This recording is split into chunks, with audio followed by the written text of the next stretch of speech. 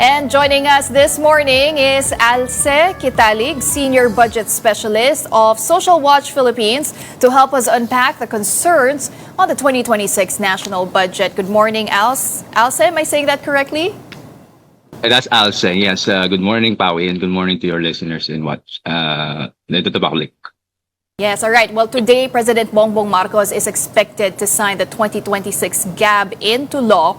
But the Social Watch Philippines is calling on the president to veto at least 319 billion pesos in what you describe as questionable allocations. Can you explain to us in simple terms why you consider them highly questionable?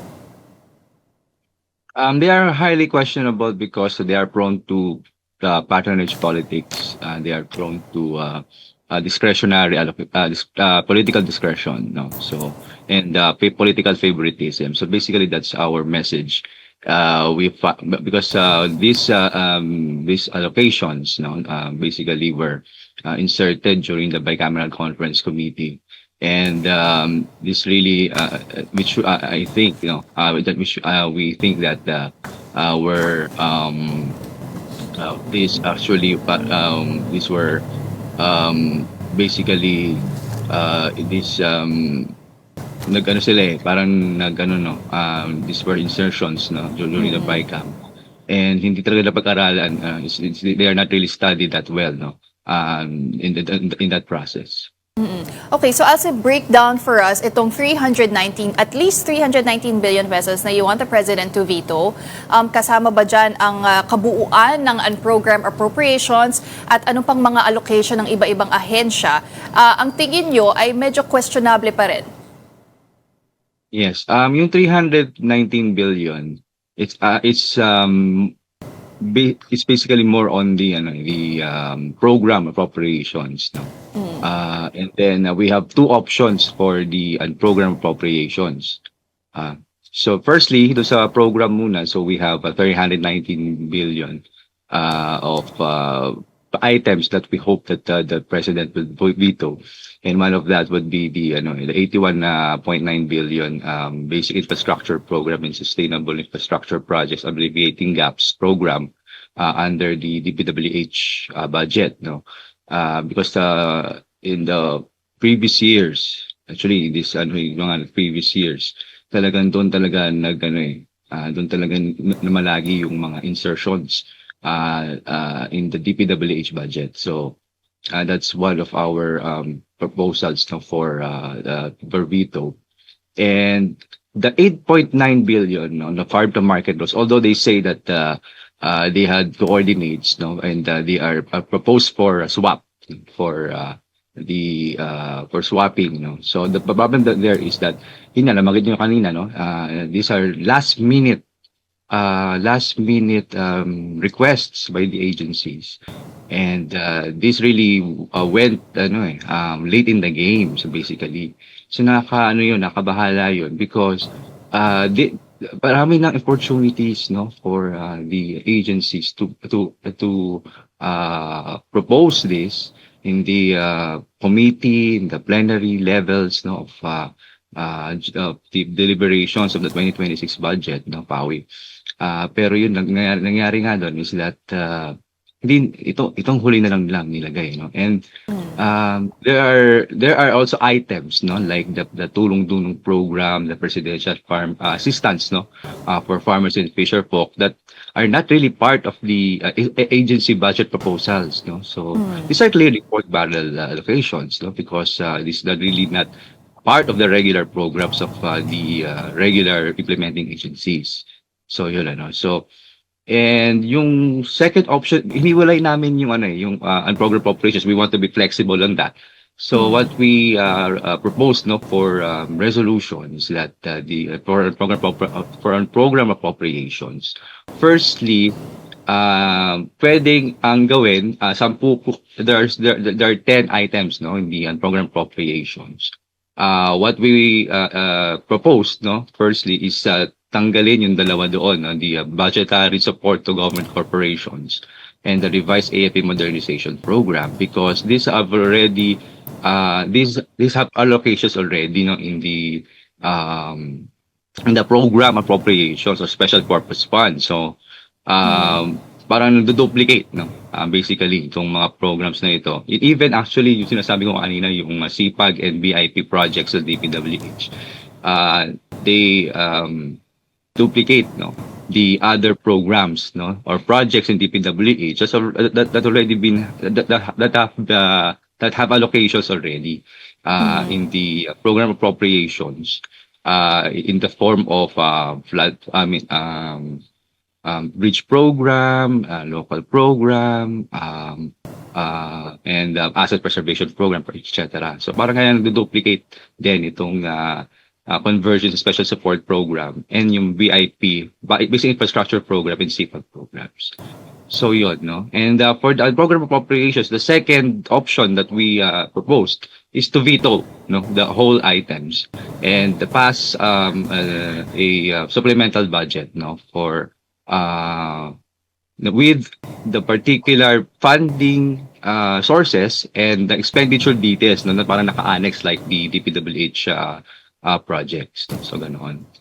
So those are our and for the budgets, no, in the social assistance programs, no, like yung medical assistance to indigent patients, yung AICs, no, assistance to in individuals in crisis situations, and TUPAD, no. What we propose there is to veto those items, but there should be a passage or submission or in passage later on of a supplemental budget that will revert the original amounts, no, to the NEP levels, no, yung proposed budget. So that would be like mga nasa ano yun, no, if I'm not mistaken, is 63 billion. So magiging 63 billion na yung buong social assistance programs na budget. And doon naman sa local government local government support fund, it would be 6 billion na lamang, because that's the original naman na proposal ng executive, no. So that's you're what okay with the original, Alce? Yung original proposed budget sa National Expenditure Program is fine. Hindi questionable kahit papano yung funding doon. Despite what we've learned already from the flood control scandal, kung saan nagkakaroon din naman ng mga horse trading, right? Even pre-implementation of the budget at the NEP level. But what you're saying is ang okay na compromise dito is for President Marcos to at least restore the original amount doon sa NEP. Yes. If you will look into the the NEP budget, no, NEP budget. These budgets, no, went through the vetting and assessment and planning of the program officers, no, of the implementing agencies vetted by the DBM, no, based on the implementation readiness, no, and absorb the capacity, so yun yung capacity to spend, no, ng mga agencies. So at that point, of course, those are issues, no, legitimate issues like yung allocables, parking ng funds during pre-legislation. So, but at least these items yung binanggit natin na nasa NEP amount or NEP levels, these are budgets that the agencies have ownership. So the ownership, they will spend this because they have the capacity to spend this. The problem kasi with the insertions, no, of the legislators is that especially yung mga bloated na talagang sobrang lalaki, no, ng mga insertions, no, or amendments, no, so technically speaking is that na-destroy kasi yung yung absorb the capacity ng agency. So this, for example, kaya nga yung mga proposals, no, sa NEP o sa national sa proposed budget, yan ang madali nila talaga ma-spend because these are formulated by the agencies themselves, no. But for example, if the assertion goes like 82 billion, like what we found in the ratified version, no, for example sa DPWH, that will not be implemented at once because these are these are amendments that came from the legislators themselves. And the problem there is, where did they get really the numbers? Kaya 'di ba, there's di ba, there's a last minute request, but dapat sana mas napag-usapan pa sana na 'yon sa earlier deliberations, no, in the Senate, in the House. They have many opportunities to do that, the public can scrutinize further, and not like this 5 days lamang na bicameral conference. And So are you also pointing yes, to... yes. Oo, Alce, are you also pointing to itong yung last minute request nga ni DPWH Secretary Vince Dizon na ibalik yung na wag bawasan yung budget ng DPWH because of pricing sa materials na iba-iba daw Yes. per region, right? That's his justification on why he showed up to the BICAM hearings, which was quite unusual. But for you, hindi ba justified yon? The problem with that is that it really came late, no, in the game, as I said earlier. So why now? Why at that point, no, in December, during the bicameral conference committee, but hindi nila yan sinabi during the committee and plenary deliberations? And the argument na sige, they went there, but the full listing of the projects that sinasabi nila implementable or as proposed for adjustment, no, in pricing, dapat pinakita nila yung buong listing. And sinasabi, and the problem there is that wala naman silang binanggit eh. Wala naman sinabi talaga. Ano, bigyan lang dalawang examples, no? Basically, the first one is overpriced, the other one is underpriced, no? So, pero dapat kung talagang it's a really these are transparent into the public, sana pinapropose sila yung buo. And that's why these last minute requests are really questionable, no? At the very least. Would you say also, Alce, that lawmakers have gotten more clever in hiding these allocations? Because Social Watch did say that these last-minute insertions and lump sum funds resemble the old pork barrel system. So with what they're doing now, does that make it harder for the public to really see where they're hiding the pork and to hold them accountable for irregular insertions? Yes. That is really the question now, no. If I'm right, there's a 72 billion insertion on what they call multi-purpose buildings facilities to support social services. That's 72 billion of one line item budget. And what is the content of this? So that's the problem. That's when we're saying that it will return the old budget, all the old pork barrel system will return. Is that ibabalik nila? That's the problem. They will make it return. No, if this budget will pass through without the vetoed items, no, babalik yung old pork barrel system. Because, for example, I give an example. That's just a one line item, but it should have a detail sana. That's the problem. That's the so, and in the former PDAF, no, PDAF, the Priority Development Assistance Fund form of pork, at least, no, I'm not saying that it's right, but there's a transparency, there's a portal PDAF website, no, DBM website, I remember that. And nakalagay kung sino yung senador or congressman, no, that naka-charge yung the projects. But because of the prohibition of the pork barrel system, what happened there is that the politicians now have the wherewithal to hide and there's no paper trail, no. Of course, you will see that in the major budget line items like AIX, TUPAD, and MAIPIF, but the details, no, you will just hear that in anecdotal, anecdotal stories, no, and there's no real tawag dito, tripartite No even in basis. official issuances, di ba? Siyempre, they will iwasan nila yung post-enactment intervention. But what Right. happens on the ground is talaga meron ganun. So, Oo. because for example, itong insertions na ito na nilagay nila, especially dun sa local government assistant, financial assistance to local government units. Ang laki kasi. It's threefold, and then you have growth equity fund na tenfold yung increase.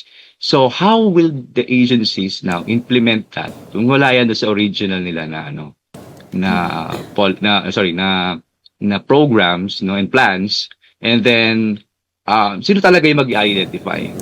Because the DBM will require documentary requirements, no, to release the funds, no, of these programs. And if where the question there is, saan talaga manggagaling?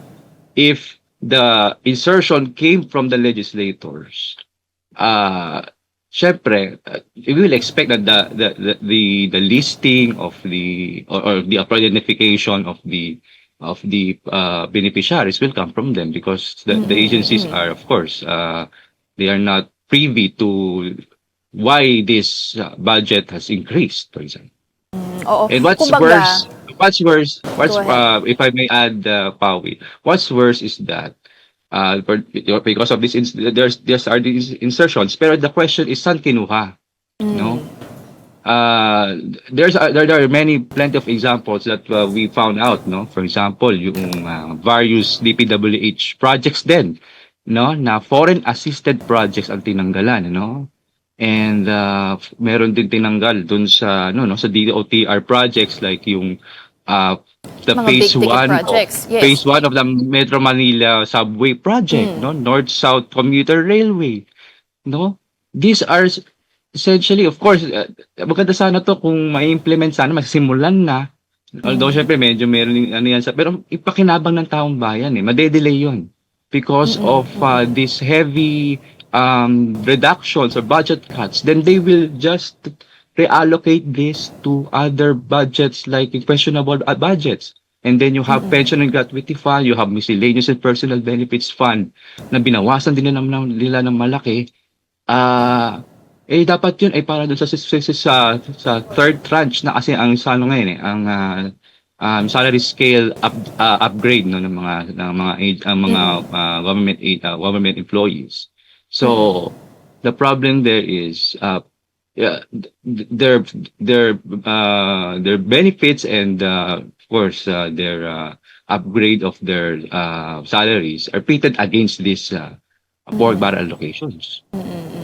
Well, that's why back in for the 2025 budget, people said it's the most corrupt budget in the country's history. And for the 2026 budget naman, ang sinasabi ng Social Watch Philippines, it is not people-centered. But Alce, Yes. by vetoing these questionable insertions and line items, will that be an opportunity for President Bongbong Marcos to really prove his seriousness in fighting corruption? And if he doesn't veto these, ano naman magiging impact nun sa atin? Yes. We really hope that the president vetoes this 319 billion, and they accommodate or consider our proposals for program appropriations. No, we are flexible on that naman. Pero yun nga, the problem, if the veto if the president will pass, no, will approve the 2026 national budget as is, no, or if like lip service veto lang, no. So the problem with that is this a missed opportunity for the president to protect, no, the public funds. He was saying in the SONA na I will not pass a budget, no, that's not aligned with the NEP, no. So we have to really see that on paper now, no, in the 2026 budget. But we hope that he signs the budget today, or if not today, within this week, because further delaying the signing of the budget, no, have really negative ramifications. And The problem is that we have a worse 2025 budget. We have a zero budget for PhilHealth. You have an AKAP budget that's still intact in 2025 budget. So, in a 289 billion of insertions in DPWH. So, if that will be reenacted, this is really talagang mahirap din. No? So, that's why we plead to the President to sign the 2026 budget with the veto items that we post. And of course, yun nga, on time na sana. I mean, ano na talaga, hindi pala on time. At this point, no? Because mahirap kung madedelay. We had a reenacted budget. The last one was 2019, 3 months. No?